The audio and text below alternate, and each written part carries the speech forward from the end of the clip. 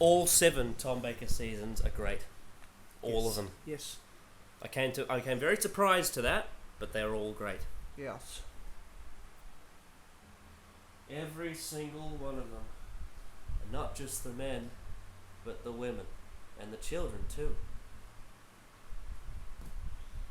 Nikola Tesla's Night of Terror I hate sand. is the 4th episode of Series 12. It's coarse and it's rough and it gets everywhere. And it's kind of like Electricity Civil War. Yeah. That's what I said in the reaction. Patreon.com/Genesis Evangelizani to pay for our electricity bill. Twitter.com/Giangianzani to send birds our way. That could be taken really wrong. Messenger pigeons. Is that what Twitter's named after? That's the loudest you've laughed on video since the Leisure Hive reaction. It caught me off guard. I'll never ever forget when we watched that. And the man came What apart. is this episode? Oh, that was me. Yeah. Yeah, I had a breakdown. Whoops. Episode 4. Oh, that's right. Yeah, I'd lost my mind by then. Oh my god. I think the only time I had the opposite, it was the same feeling. The pharmacy, go to the generator. Oh god. And then the asparagus baby. It's the worst. No, it's not. No, it's really Far not. from the worst. But it's madness. It's hard to sit through. America. Alright. Electricity. What were your initial thoughts of Nikola Tesla's Night of Terror? I liked it. Good. It's kind of reminds me of the Shakespeare Code. Now, for you, that's a good thing. Yeah. The difference being I have a much more affinity with Shakespeare as in terms of the historical... Just to interrupt you, this glass of water, it's cold. If I pour it in there, will it cool it down or will it make it worse? It'll cool it down. It won't dilute it necessarily because it's just powdered. It won't change the effects. But will it cool down faster? Yeah. Okay. Just don't pour it all and just give it a little drizzle. Okay. Yeah, that's probably enough. There we go. And then just mix it in with your teaspoon. Yeah.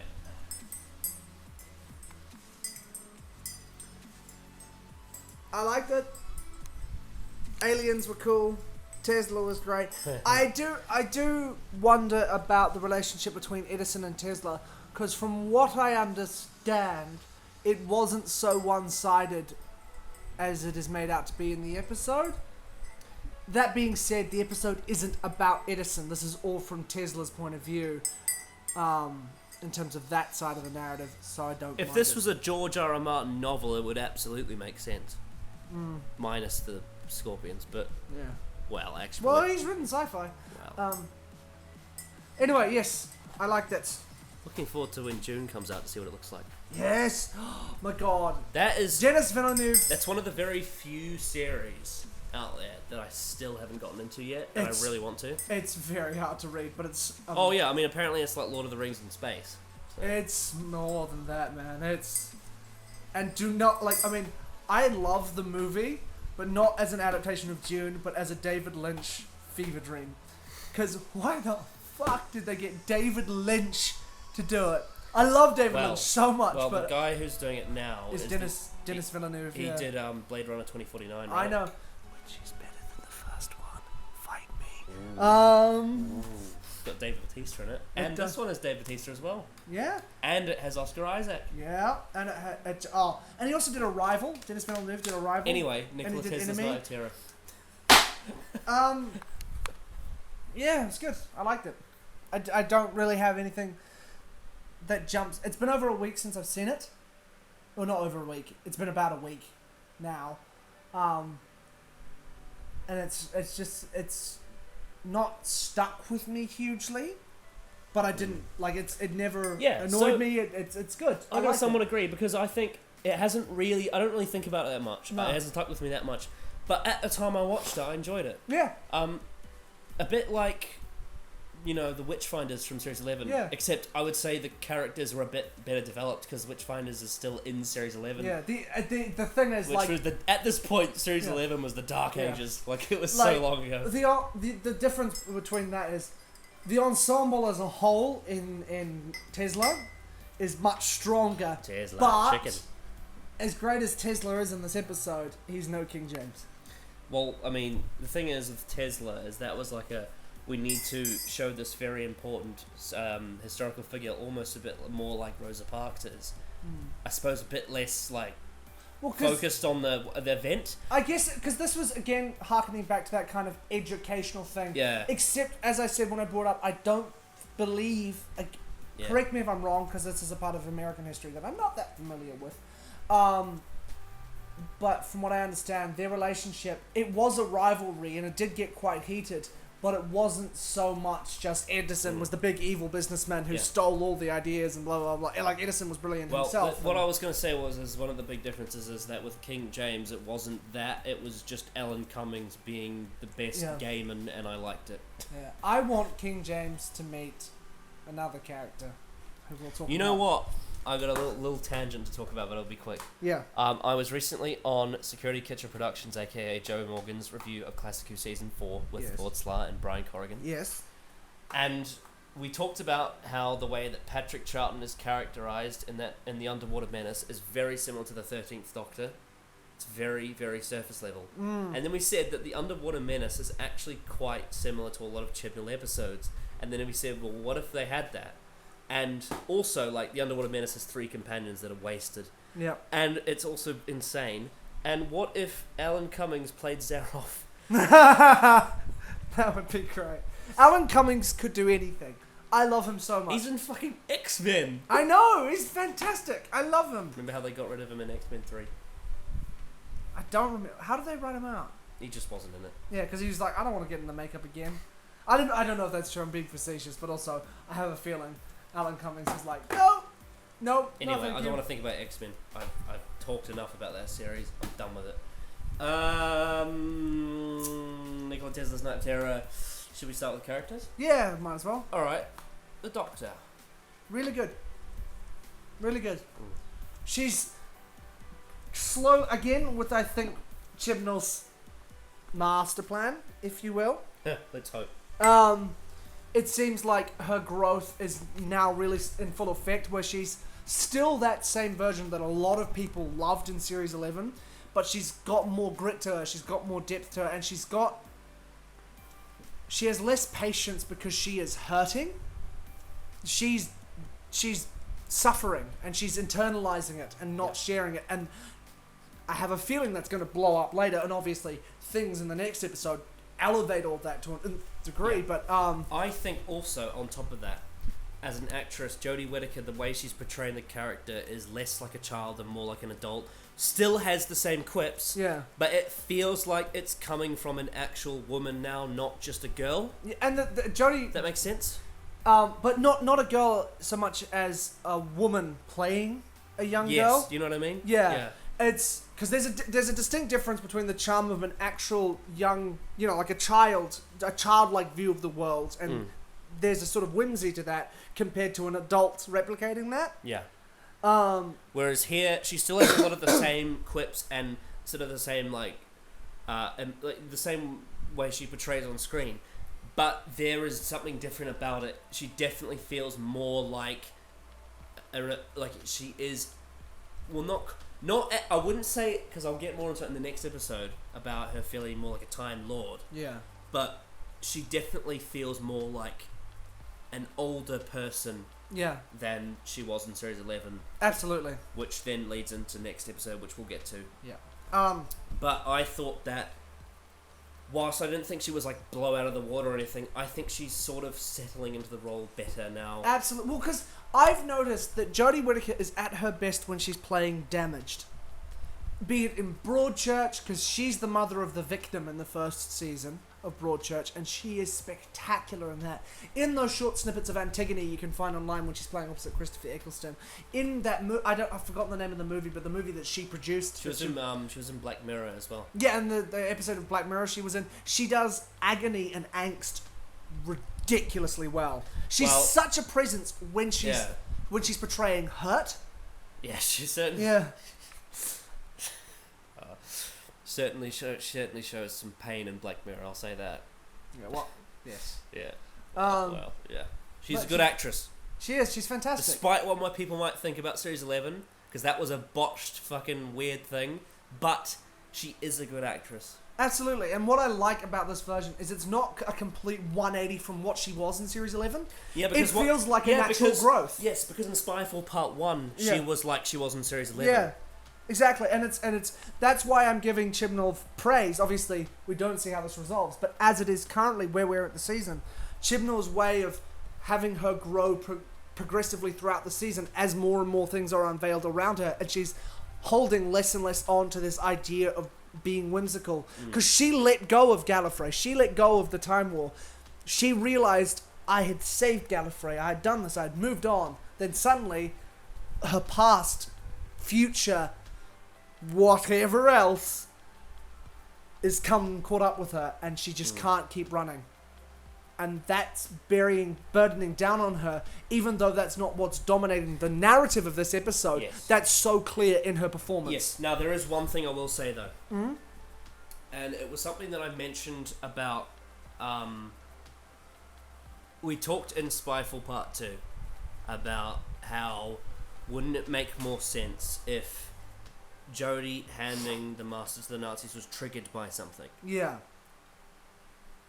There was a moment in this episode where I think that the events of dialogue that took place were out of order. Yeah. Because Jodie says to the head, it's not Arachnos, but the scorpion thing. They're like if the Arachnos are spiders, these are scorpions. Yeah. You know, she says to her that you're going to die and your blood will be spilt. Yeah. That sort of thing. I think that line should have come after the Arachnos woman said, "Have you ever seen a dead planet?" Yeah. That would have made more sense if you'd swapped those around, because it would have been a trigger. Yeah. Rather than just it happened.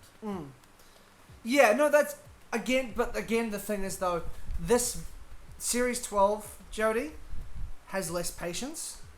Definitely. And I completely agree that it would have made more narrative sense.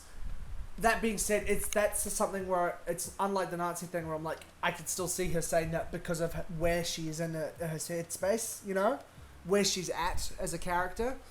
So yeah, I agree, but it's not as big of a glaring thing for me. Not. It's definitely not as big of a deal as the Nazi thing. The Nazi, but that was weird. But no, I really, really like Jodie in this episode. And also her just love and nerdiness over science, and like the fact that she's just so giddy over science. One of my favourite moments in this episode was when she was so excited to see what Tesla's workshop looked like, and then she walked in and it wasn't what she thought it was. Yeah. Oh, expect to be more than that. Yeah. It's a very much like you've redecorated, I don't like it. I also think that it's fantastic that she's not doing an impression of Matt Smith and David Tennant anymore.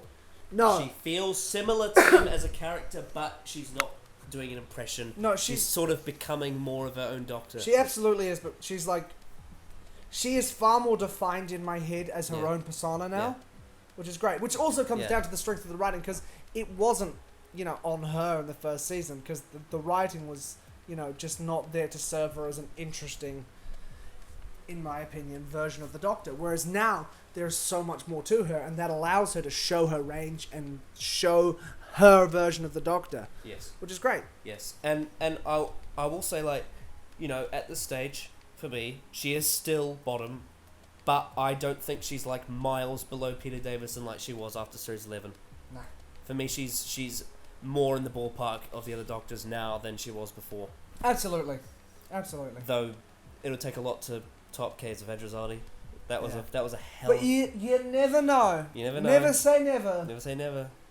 She might be the 5th Doctor of the new era. Yeah, I mean, there was a point when Peter Capaldi was really low for me. And then we got Heaven Sent and Series 10. Yeah. And now he's my 7th favourite. Yeah. So. Anyway, let's move on. Let's get this train rolling. Sure. Okay, the next one I want to talk about is Yaz. Yeah. And I want to make a point about something. Yes. There was an effort to include her more in this episode than she has been before. Mm-hmm. The problem that I have is that whilst she was absolutely given more screen time, they didn't really do anything. And she was just sort of there for a longer time than she usually is. Yeah. So, yeah, I think that's a bit of a missed opportunity because whilst I appreciate them finally giving us some screen time, I wish she showed more character, you know? Absolutely, yeah. Yeah. It's a shame. Yeah, and also, I don't know if there's a reason for this, but she's a trained policewoman, so obviously she must have some idea of like what to do when in pursuit of someone. Yeah. Why did she think that pushing over that thing would stop them? Maybe there's a reason she's still, low down on the police rung. I don't know. That was very weird. Yeah, Anyway, but it's a minor. I agree. Having said that, I like Mandip Gill. Yeah. And I think her costume looks great. Oh man, the costume. Oh, the period costumes. Ryan's cheese cutter. Oh. Yes, I'm usually not a big fan of cheese cutters, honestly, but it looks great on him. Yeah, and the costuming and the production design was incredible. Oh, yes. But yeah, no, why wasn't Jodie in a period costume? I don't. Please, I need to see it. Yeah. I need to see it. But oh, I can just imagine it in my head. Oh. Oh. It's not fair. No, it's not. Like, imagine Jodie Whittaker in David Morrissey's costume. Or Jodie Whittaker in, like, the Talons of Wing Chang Tom Baker costume. Yeah. But on Yaz, I pretty much completely echo your sentiments. She's got a screen presence, but they're just not doing enough with her yet. She's not policing it up yet. So yeah, it's almost like you would need a episode based around police for that to happen, right? Yep. And have those characters be the perfect foil for surprisingly every character in the TARDIS team at the moment. But that's neither here nor there. That could possibly happen. Alright, who's next? Graham. I like him. Obviously, like, I've never disliked Graham, but... Yeah, so one thing I will say about Graham that I said in the reaction is, he was a fucking savage to Thomas Edison. Yeah. He really, really drilled into him. I was like, you got balls doing that, Graham. And that's...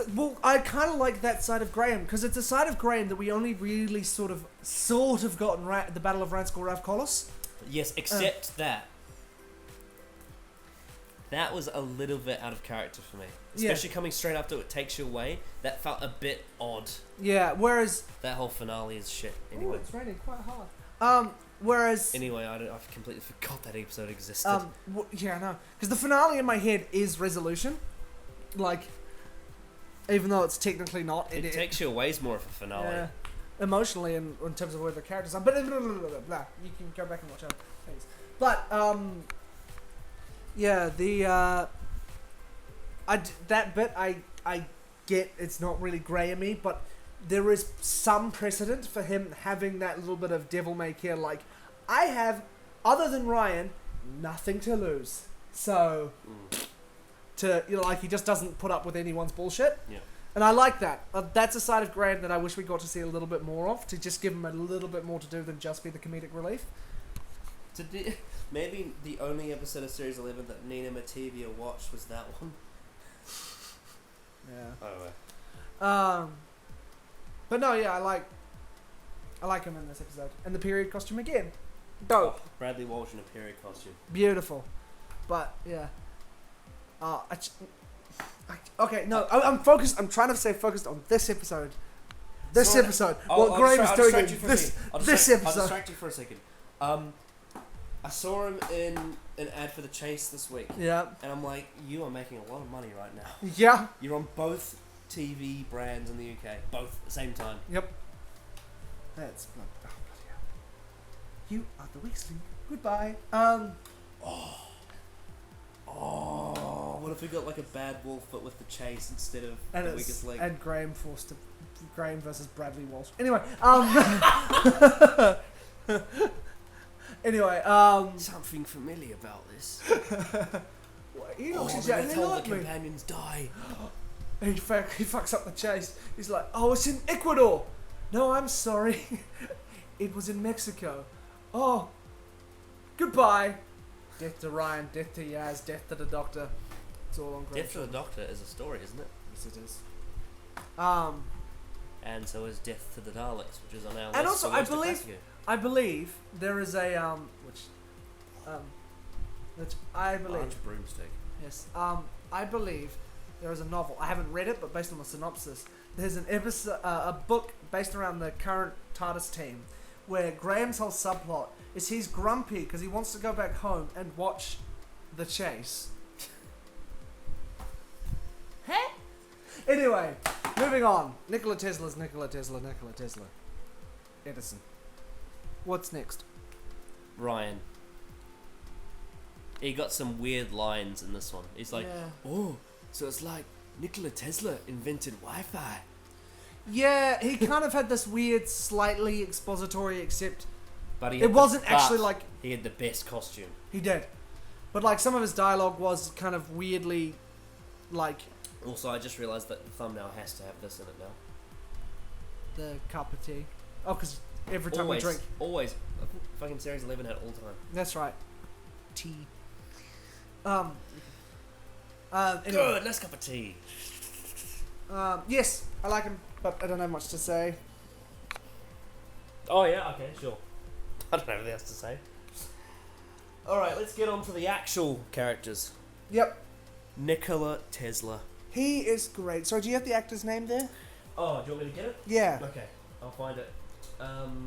But whilst I find it, I will say it was my favourite part of the episode. The portrayal was incredible. He was a great actor. I don't know if it was accurate because I don't know much about Tesla, but I thought that for what I can imagine the character being, he played him perfectly. He was phenomenal. They brought across a really beautiful sympathy to him, and even like it kind of, even though he was a little bit arrogant, you know, he had his own arrogance, which ended up, you know, he. I don't know how to say that name. Goran Visnijic.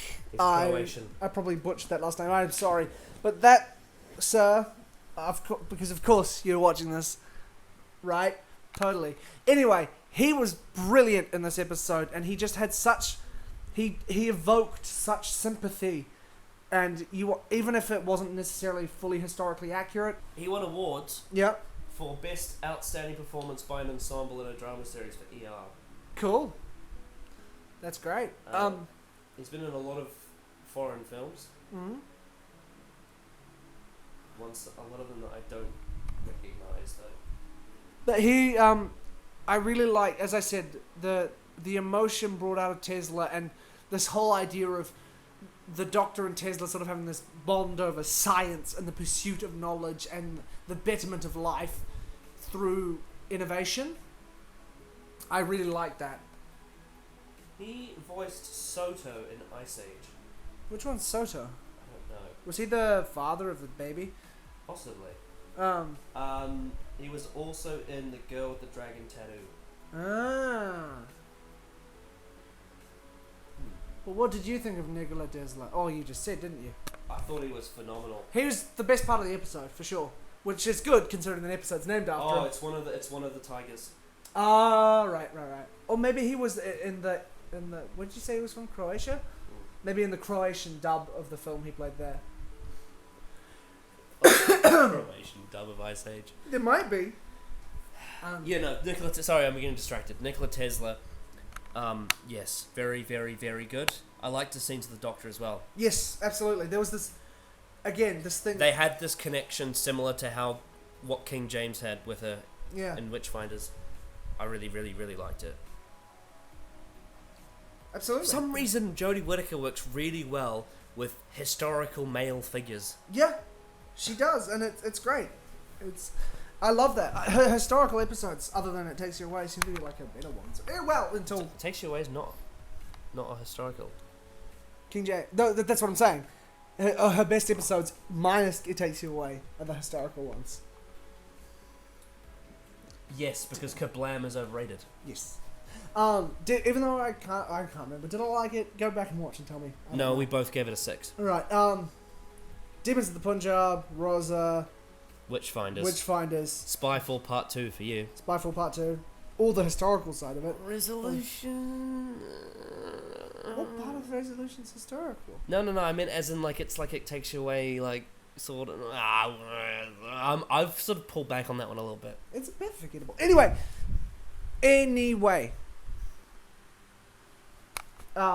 I think we were just surprised by Resolution because it was better than the other Chibnall episodes. This is true. But anyway, we're here to talk about Nikola Tesla's Night of Terror. Yes, sorry. Nikola Tesla, yes. And he was really good, and as I said, it's great that he was so strong in the role and was written so well because he was the heart of the episode. Everything revolving around him flowed so much better because he was so good as the linchpin in the center of it. Yes. I was absolutely convinced that it was the character. Yeah, and had he not been so convincing, or had he just been played as sort of a comical version of Tesla, or an overly serious version of Tesla, a version of Tesla that even... I'm not saying he is historically accurate, but in this interpretation of the role, in this version of it, he feels like a real person. Yes. Not necessarily the right real person, but a real person. Also, one thing little detail I really liked was when he saw the TARDIS. I liked that he said the inner dimensions transcend the outer or something like that. Yeah. It was really technical, and I liked that. And he just got it. He just got how it worked. That it was. Whereas physically, Thomas Edison was like, yeah. I didn't create this.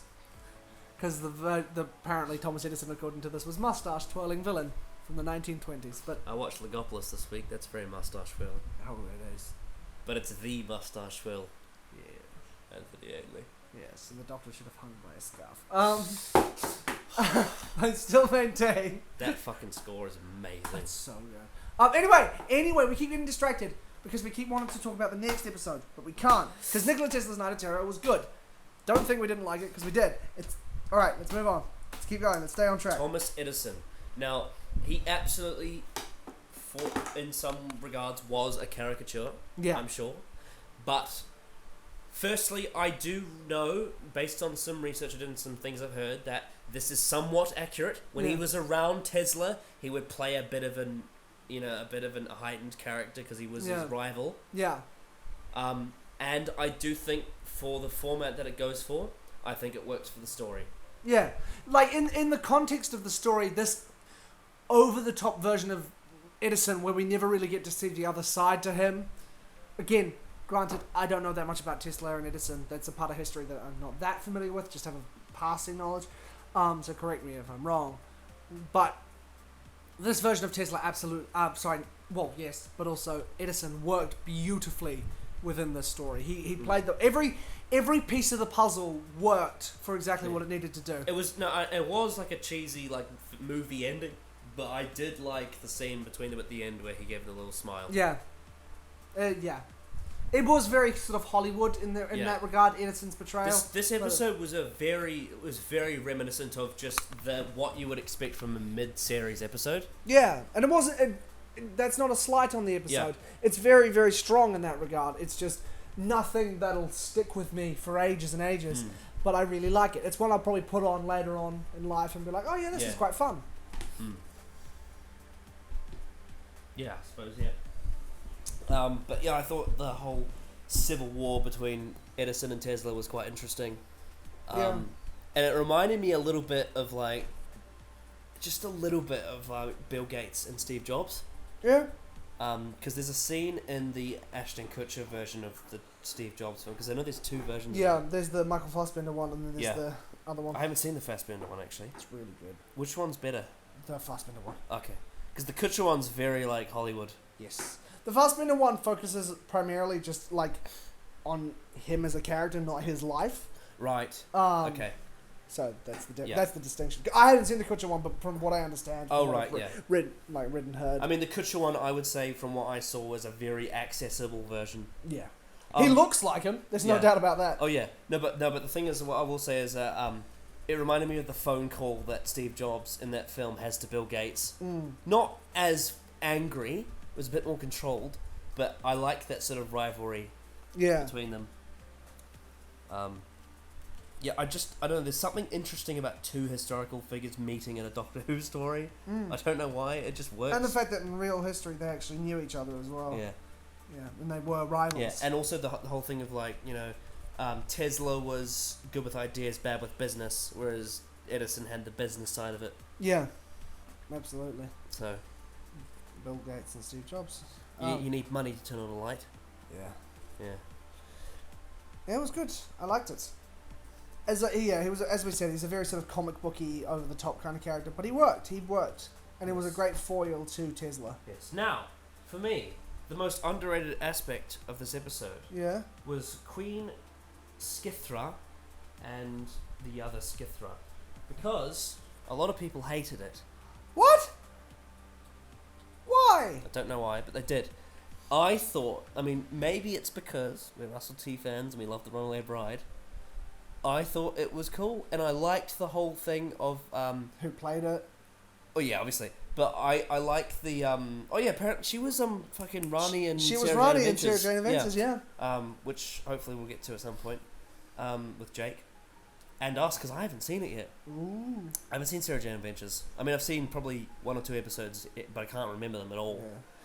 Did you know? Oh yeah, you did know that the Matt Smith episode is written by Russell T Davies. I do know that. Yeah, so it's the 11th Doctor as I written by that. Russell.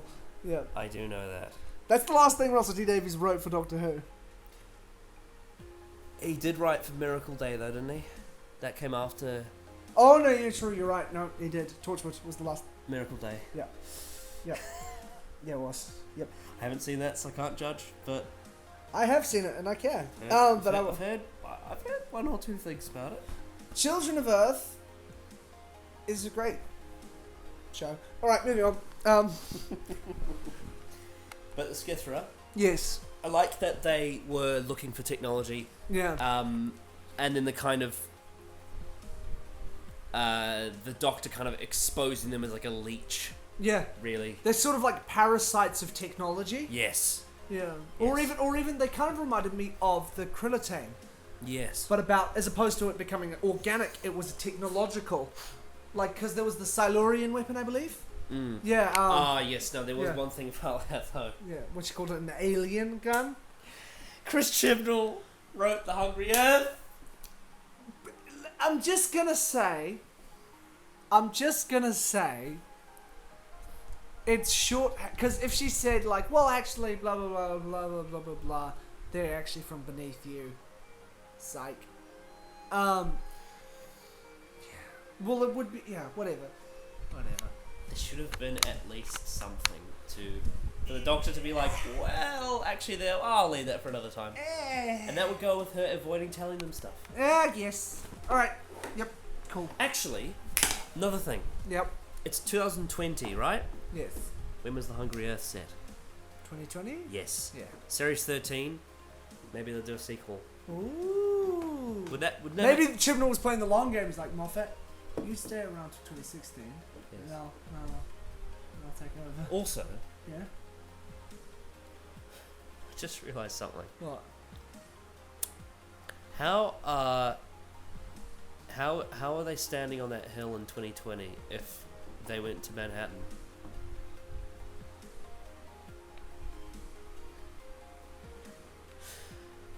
Moffat. Anyway. If they had left in the power of 3, this would not be a problem.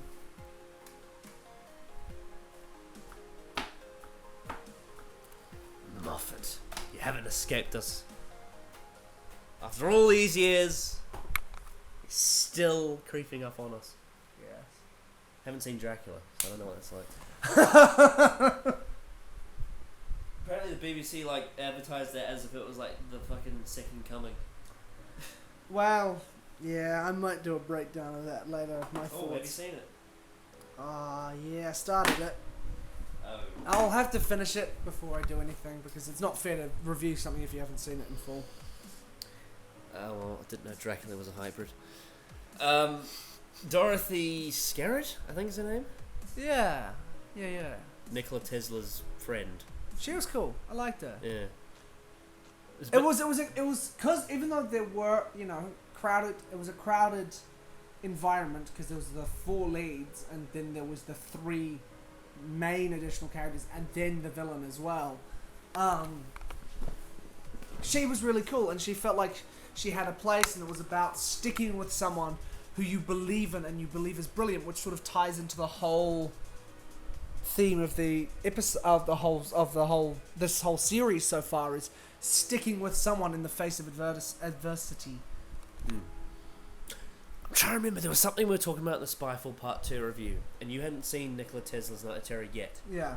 And there was something you said happened, and then I said it happens again in this episode, but I can't remember. It was the Doctor being threatening. I'm pretty sure it was the Doctor threatening someone's life. That was one of them. The other one had to do something to do with Tesla and Edison, I think, but I can't remember what it was. Fuck. Well, if you remember, you can bring it up in the recap. Oh, shit. I need to watch the Spyfall Part 2 review again, and then bring it up on our episode 6 with you. Woo! Anyway, I'll figure it out. Maybe I'll put it in the comments. I don't know. Any other characters you want to discuss? I suppose the Skithra had like their human form as well. Yeah. Where they had red eyes. Yeah, that was just a cool design. They were just, they were kind of just slightly generic. Yeah. But the scene where they like came in and like they came into that room, it was a bit like, oh, I don't know if this makes sense. Yeah. It was a bit like weird, but it was just one scene. So Yeah. That was alright. in regards to the plot, I suppose we could talk about the tower and the sort of climax of the story. Yeah. Firstly, I just want to say I love the design of their ship. The fact that it had a scorpion tail. Yeah. That was just Yeah. wonderfully weird. Yeah. But the plot of this, it started out at that other place by the waterfall. Yeah. And Niagara. then they went on the train to... Yeah. It was really fast moving to begin with. Yeah, it was. It was just like, well, when here's Tesla at Niagara Falls, bam, there's the Doctor there on the train. When I saw that, I'm like, oh shit, this is going to be like Orphan 55 again. Yeah. But this series has been very fast paced, honestly. Which is kind of good, because it's like reactionary to the last season, which was dead slow. Very slow. Though I would say there were parts of Spyfall that were quite slow, but mainly in the middle of part 1, mainly, and also bits the of credits part in between part 1 and part 2. But no, I get what you mean. Yeah. And then they went to the main place that they went to, and they had the tower thing. That was like the first ever Wi-Fi. Yeah, the sort of conductor. Killed a bunch of spiders with Wi-Fi. Yeah. Also, this episode had a lot of parallels to arachnids in the UK. Except it was not so. Yeah, it was. I liked it. I liked the plot. I liked the way it was Yes. paced. It never really bored me. It kept moving at a reasonable pace without it being lost in its own plot, lost in its own story elements. It was good. I liked it. Yes. Now, the main thing to talk about in regards to this episode, in this review, is the fact that we have a new writer. Yes. Nina Mativia. This is her first job writing a episode for this show. However, Yes. she was the script editor for The Woman Who Fell to Earth and It Takes You Away. Interesting. I wonder if she pitched ideas in the meetings of editing those ones that Chibnall got wind of and said, write me something, pitch me an idea, and go, because she clearly knows what she's doing. This episode makes me believe that she probably helped improve the pacing of The Woman Who Fell to Earth, and It Takes You Away, helped contain it and make sure it didn't get too muddled. Well, what I think works, what makes sense about her being a script editor is that this episode I thought was paced quite well. It was brilliant. And that is one of the primary jobs of a script editor. Yeah, to know when to cut. Mm. Kill your darlings, get rid of what you... As much as you may love a scene, does it benefit the plot? Does it benefit the characters? If not, then get rid of it. Yes. She won a BAFTA Children's Award for Best Interactive Original for Dixie 2014. I don't know it, unfortunately. Also worked on the A-List and Dino Paw, so she has experience with children's television. And that kind of shows in the sort of educational spin that she put into this episode. But it's great. I really liked her writing. I want to see her come back for Series 13. I'd happily see her again, because I think she's a great writer based on this episode. Yeah. She just gets that kind of the blockbuster Doctor Who episode, which is not a key part of the overall story, but in its own right is big, adventurous, and it's fun. I also think this is the episode that shows that Chibnall has released his prison. Yeah. A little bit, it's still a little bit there, but it, like, the dialogue and the exposition stuff is still there. But in regards to just the veil that was over the series 11 episodes, I feel like a lot of that has been taken away, and the guest writers are getting a bit more... I feel like he's now got a grander plan, now that the first series he wants to do done. He's got a grander plan, so he's a bit looser on the reins, because overall he's got this big thing going on. I also think that last series he was heavily involved with every episode. Yeah, and that'd be knackering. This one, I think he's heavily involved in some of the episodes, like the next one, but not all of them. Yeah. And that's why I think episodes like this, and I suppose All from 55, are very much in their own world. Yeah. So I just got excited because you mentioned the next episode. Well, we're not going to talk about that yet. Alright, yep. It's very stressful, isn't it? We have not talked about this next episode at all with each other. By the way, I'm sorry to everyone who worked on Nikola Tesla's Night of Terror, because it's a really good episode. Oh yeah, well done.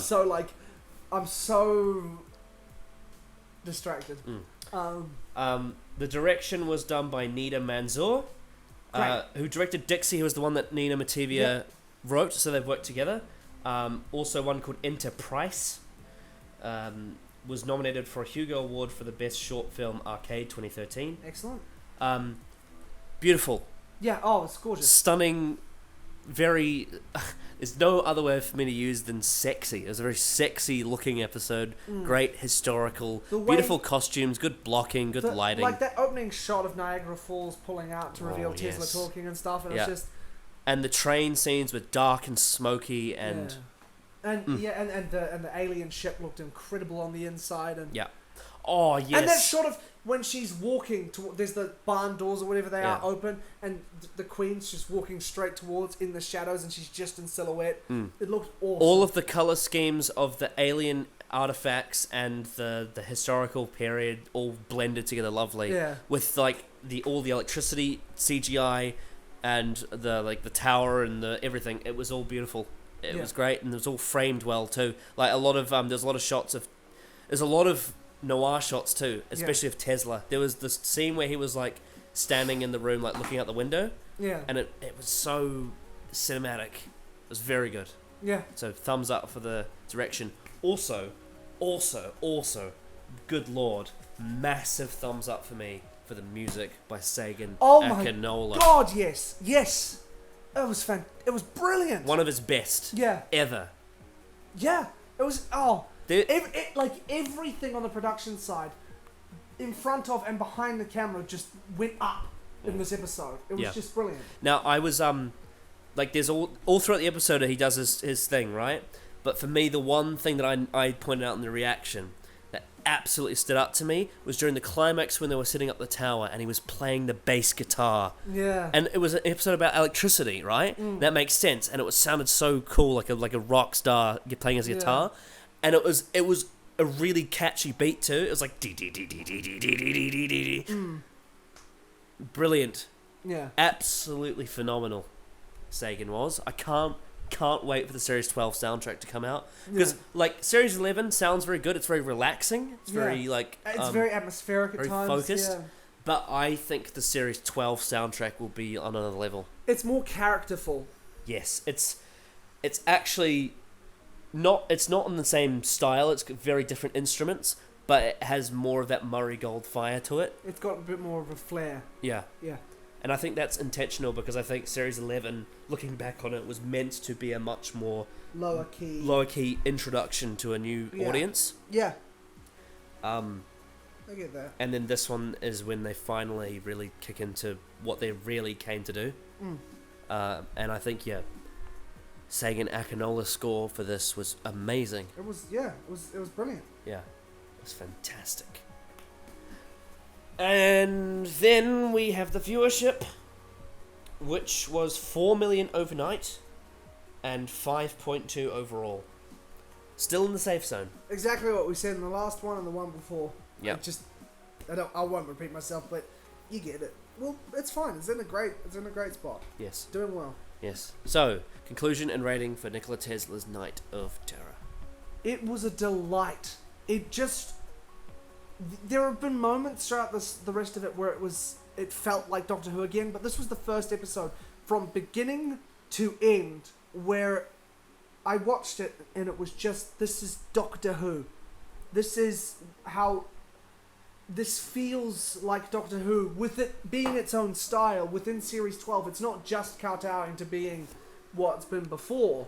It's its own style, but it distinctly felt like Doctor Who. And it was fun, engaging. The monster was really a great design and a wonderfully over-the-top performance. And I love the prosthetics. And Edison and Tesla worked great off each other. Tesla seemed much more real than Edison, but Edison still playing that part wonderfully. The companions, though not always having a lot to do, having more of a presence, which was good. The Doctor being incredible in this episode, so much better than we've seen before. And the music, the editing, the direction, and the writing, the tightness of the writing is sublime. So I give it an 8.5 out of 10. Whoa! Did you like it that much? I loved it. Wow. Awesome. Nikola Tesla's Night of Terror was enjoyable. I thought Nikola Tesla himself was definitely the highlight. I really liked the Scorpion Rachnos people. Though very fan servicey, it worked for me. Jodie was good. The companions were a bit lackluster, but they served their purpose in some ways, and I just wish Yaz was a bit more of a character. Direction was beautiful. Sagan Nikola's score was great.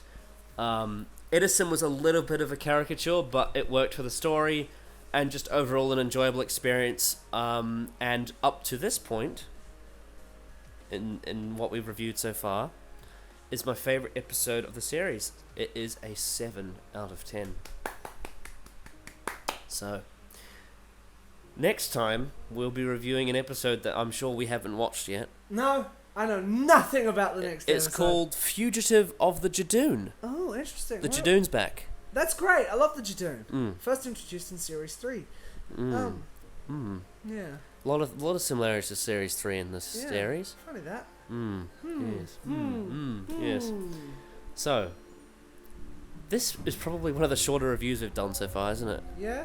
I think we were just very in agreement and concise. Yeah. So, hope you got something out of it watching it. Yeah. We will see you next time for Fugitive of the Jadoon.